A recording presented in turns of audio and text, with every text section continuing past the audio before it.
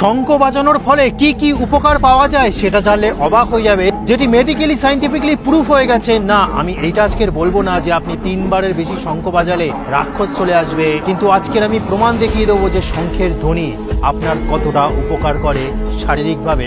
তাহলে শুনুন বন্ধুরা, ইউরোপিয়ান রেসপিরেটরি জার্নাল ওপেন রিসার্চের তথ্যগুলো দেখুন, যেখানে প্রতিনিয়ত কেউ যদি শঙ্খ বাজায় দিনের বেলায় মানুষের যে ঘুমের সমস্যা হয় সেটি 34% হ্রাস পায়। দ্বিতীয়, শঙ্খ বাজানোর ফলে রক্তে যে অক্সিজেনের মাত্রা সেটা বৃদ্ধি পায়, ফলের যে ঘুমের গুণমান আছে সেটি বড় হয়ে যায়, অর্থাৎ ডিপ স্লিপ যেটা মানুষের সবচেয়ে বেশি প্রয়োজন সেটার মান উন্নত হয়। তৃতীয়, রাতে ঘুমের ঘরে বহুবার মানুষের শ্বাস বন্ধ হয়ে যায়, কিন্তু প্রতিনিয়ত যারা শঙ্খ বাজায় দেখা গেছে রিপোর্টে প্রতি ঘন্টায় এই মাত্রা 4 থেকে 5 বার কমে গেছে। চতুর্থ, শ্বাসযন্ত্রের যে পেশি সেটা অত্যন্ত শক্তিশালী হয়ে যায়, ঘাড়ের পেশি শক্তিশালী হয়, যেখানে আমাদের নিঃশ্বাস প্রশ্বাস সঠিকভাবে প্রবাহিত হতে সাহায্য করে এবং মানুষ সহজে হাঁপানি রোগে ভোগে না। পঞ্চম, আপনার যে ফুসফুস আছে শঙ্খ বাজানোর ফলে সেটি অত্যন্ত শক্তিশালী হয়ে যায়, ফলে যে ফুসফুস জনিত রোগ থাকে সেখান থেকে মানুষ মুক্ত হয়ে যায় এই শঙ্খ বাজানোর ফলে।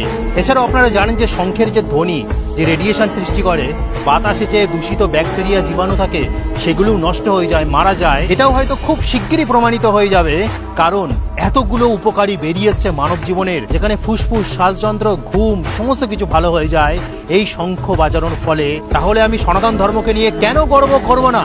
আদিকাল ধরে আমাদের শঙ্খধ্বনি বাজানো হয়।